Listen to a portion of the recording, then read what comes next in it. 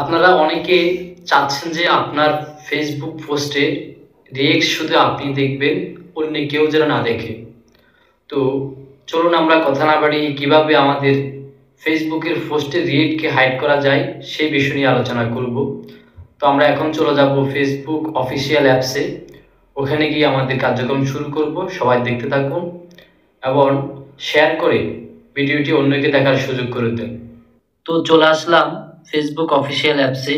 এখানে আসার পর কোনায় একটা অপশন দেখা যাচ্ছে আমাদের ফেসবুকে প্রোফাইলে ঢোকার অপশন। ওখানে আমরা ক্লিক করব।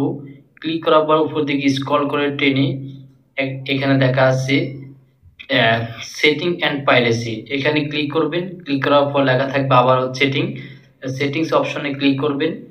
ক্লিক করার পর আবারও উপর দিকে স্ক্রল করে টেনে এখানে একটা লেখা দেখতে পারবেন রিঅ্যাকশন প্রিফারেন্স, ওইখানে ক্লিক করব। এখানে ক্লিক করার পর দুটো option, on post from others, on your post, অর্থাৎ আপনার পোস্টে রিয়েক্ট শুধু আপনি দেখবেন, তার জন্য আপনি এই অপশনটা চালু করে দিবেন। এই অপশনটা চালু করে দেওয়ার পরে আপনি আপনার মেন প্রোফাইলে চলে যাবেন। ওখানে যেয়ে আপনি অন্য আইডি থেকে ট্রাই করে দেখবেন যে আপনার পোস্টের রিয়েক্ট অন্য কেউ দেখতে পারবে না।